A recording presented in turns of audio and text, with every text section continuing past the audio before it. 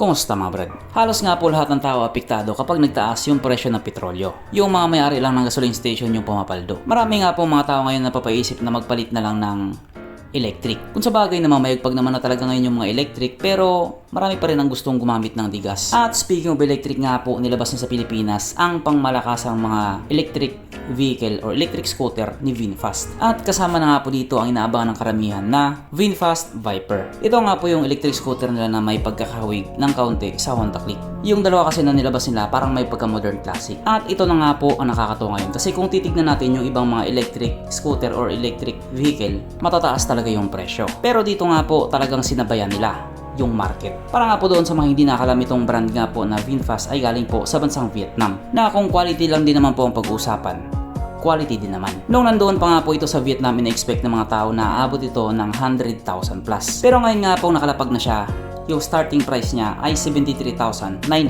pesos. Na masasabi nga po nating abot kaya, pangmasa. At sa mga ganitong presyohan nga po, lalo na sa sitwasyon ngayon na sobrang taas ng gasolina, hindi talaga malayong puputok to or papatok to. Pwede rin naman puputok yung battery. Hindi, joke lang.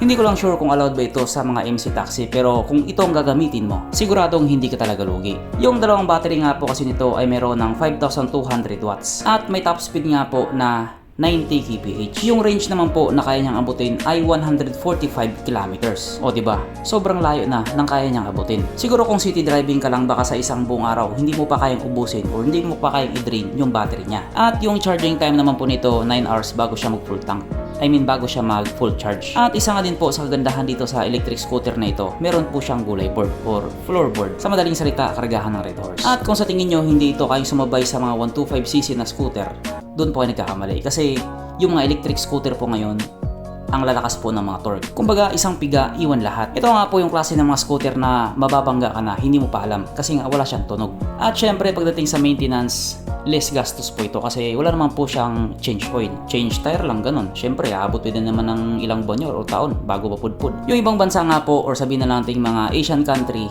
mas hinihikayat nila yung mga tao na mag-electric na. Kabilang na nga po dyan yung China, pati na rin yung Vietnam. Gusto nga po ng gobyerno nila na mag-electric na para daw eco-friendly. Alam naman natin yung mga electric walang mga usok yan kasi nga di battery naman siya. Pero sa kaso nga po dito sa atin, parang hindi pa natin tanggap na iwanan yung tunog ng motor. Yung tunog ng tambutso ng motor natin. Para po kasi sa mga Pinoy motorcycle lovers, yung tunog ng tambutso nila, yun talaga nagbibigay sa kanila ng orgasm. Kaso lang yung iba wala na rin sa ayos, bara-bara na rin yung mga galawan. Ikaw Brad, kung ikaw tatanungin, sa patuloy na pagtaas ng presyo ng gas ngayon, kung may budget ka naman, mag-electric ka na ba or mas gusto mo pa rin yung motor na may tunog? Tipid-tipid na lang muna sa gas. Kung sa bagay, taas na rin ang singil ng kuryente ngayon eh.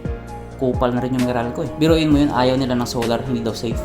Samantalang yung mga spaghetti wires nila, safe, kupal, K-Pi.